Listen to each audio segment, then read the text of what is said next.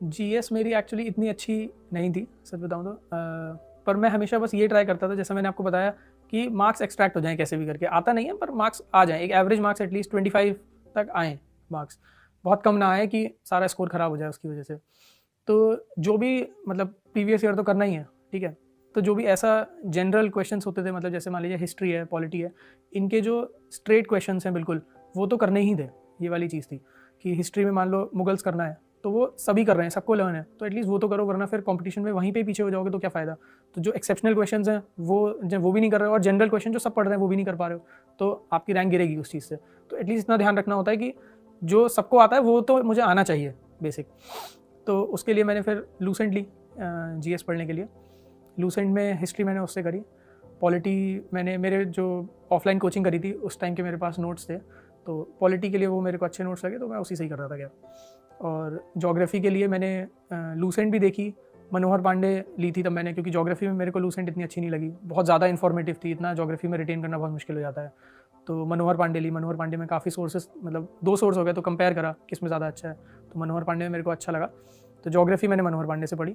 उसके बाद जैसे रिवर सिस्टम होता है, ड्रेनेज सिस्टम जो होता है, वो एक चैनल है यूट्यूब पे, लर्न विद अमर ऐसे करके। Okay. तो बहुत मतलब बच्चा है वो, अच्छा। करीब 14 साल का बच्चा होगा मेरे ख्याल में, तो 13-14 साल का, वो बहुत अच्छा पढ़ा रहा था।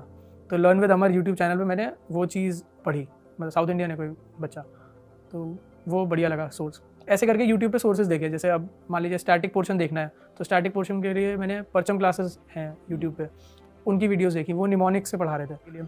और बाकी के लिए मैंने जैसे ज्योग्राफी में और ऐड ऑन करने के लिए वरुण अवस्थी सर का देख लिया वीडियो, और हिस्ट्री पॉलिटी में भी उनका ऐसे था टॉपिक वाइज, मान लीजिए इंडस वैली सिविलाइजेशन एक बार में पूरा पढ़ा दिया, तो एक रिवीजन हो गया, आपने बुक से पढ़ा और फिर कंपेयर कर लिया कि कितना मैं रिटेन कर पाया। तो उस चीज़ के लिए मैंने वरुण अवस्थी सर की वीडियोज़ देख ली थोड़ी बहुत।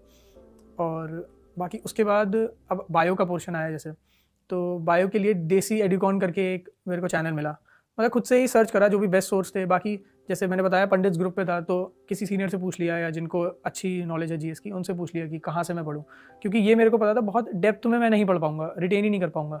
तो एक ये देसी एडुकॉन करके चैनल मिला मेरे को, उस पर मैंने बायो का एक ओवरव्यू ले लिया। साइंस बैकग्राउंड था तो इतनी प्रॉब्लम नहीं हुई, पर एक ओवरव्यू हो गया, विटामिन ए का नाम क्या है, मतलब एक रिकॉल हो गया मेरा 10th क्लास का सारा कि जैसे डिजीज़ वगैरह होते हैं, जो मतलब ऐसे टॉपिक्स हैं, आना ही है पेपर में, एक क्वेश्चन आएगा ही, तो एटलीस्ट मेरा यही एम था कि वो मैं पूरे करके जाऊँ, उसमें कुछ ना छूटे।